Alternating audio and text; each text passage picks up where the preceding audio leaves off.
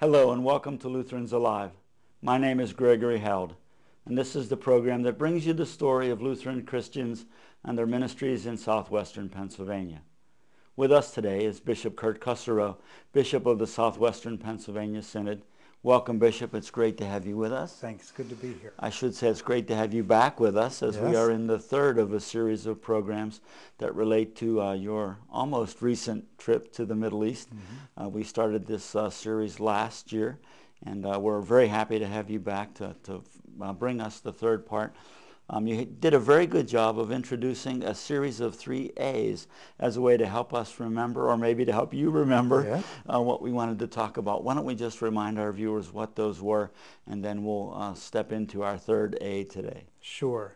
Back in January of this year, the bishops of the Evangelical Lutheran Church in America and also the bishops of the Evangelical Lutheran Church in Canada went to visit the church, the Evangelical Lutheran Church in Jordan and the Holy Land. And our trip was a trip of accompaniment, that's the first A, and awareness and advocacy. And we've had 2 opportunities already to talk about accompaniment and awareness. And so today we'll talk about advocacy. Very good. And of course, all of those are interrelated, really, in terms of the experience and the themes that you want to bring back. But how would you like to start that focus on advocacy? Was it something that really stood out clearly as you were visiting there and accompanying and becoming aware with folks as well? I think the first thing I'd like to share is that my understanding of what advocacy is changed a great deal from being there and experiencing the trip. I think of advocacy in my mind of people marching on DC and holding signs and writing letters to their legislators and things like that. And all of that is a form of advocacy, but the word itself means giving voice, speaking to something. And what I have found in the months since my return is that I have been an advocate in telling the story of our trip to congregations, to gatherings of religious leaders in Pittsburgh, and to anyone else who will hear the story. And I think first and foremost, advocacy is that. It's telling the story, giving voice to those who have no voice.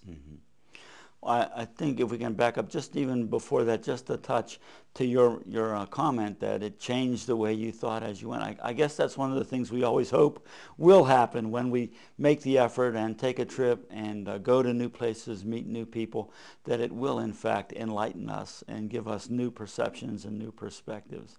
Absolutely, and that's the awareness part. And of course, as you say, they're all interrelated. We would not have had that awareness without being there in person, which is the accompaniment part. It also harkens me back to back in 2001, our trip to Madagascar, and having the opportunity to come back, and how much I relished having the chance to relate some stories and make some of those points with people who wouldn't have the opportunity otherwise. What were some of the things that stood out for you that needed voice given to them? I think one of the stories that just impacted me so strongly was a story of peace in the midst of great difficulty. The night before we went from Israel into the West Bank, we were visited by 2 men who were part of the Parent Circle. These were men who had lost family members because of the violence, one Palestinian and one Jewish.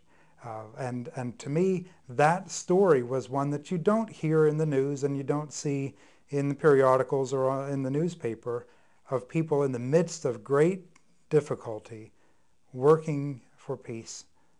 And that's a story that I'm pleased to be able to share.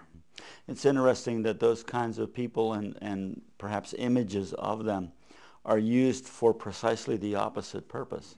To build rage or to get a reaction from folks. But in this case, as you're saying, that wasn't their position or their posture at all. That's right. And of course, that was something we hadn't expected to hear.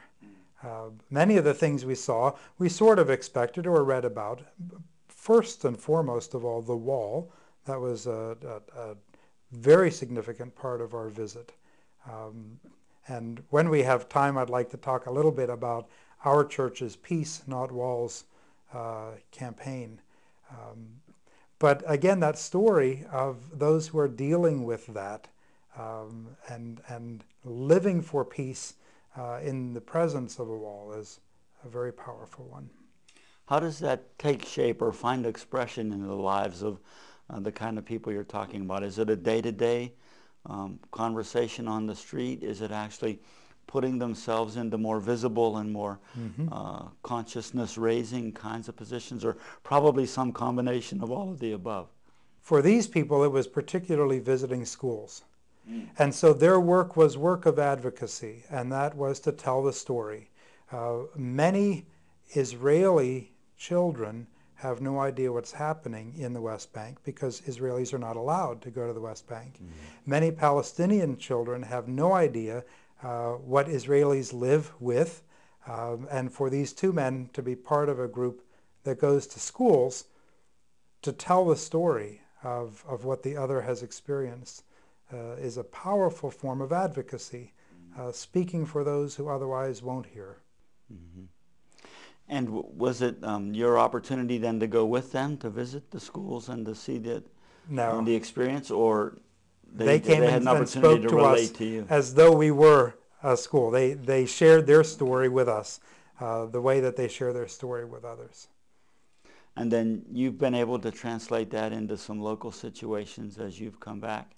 One of the things I've been really privileged to do is put together a PowerPoint and share that in congregations so that the visual images are there along with the stories of the experience. I also had the opportunity to share that PowerPoint with religious leaders of Pittsburgh, Jews and Muslims and Christians.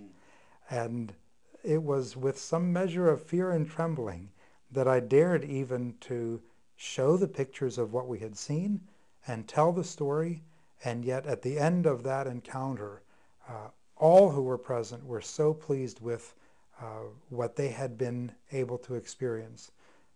I think stories are profound that way. I think it's interesting that even at this much of a distance, that there can be that level of hostility or emotion built up because of the history, because of stories, because of the rationalization that people go through, that it could even be threatening. Absolutely. But, was it at their request, or was it your advocacy that put it on the agenda for them to have an opportunity to experience that presentation? Pittsburgh has a long-standing tradition of gathering religious leaders together, ecumenically and interreligiously, and this was a group that predates me. So I was invited to be a presenter to that group in a long series of presentations that they have had. So it wasn't created especially for me, but I was very pleased to be able to talk with them. But you're right that even from a distance, the fear, the anxiety, the misunderstanding is a real problem, and that's one of those walls that we hope to replace with peace. I think it's something that we all can gain a greater appreciation from as we have those experiences. We're going to talk about advocacy a bit more when we come back, but it is time for our first break already. Very well. We'll be back in just a moment.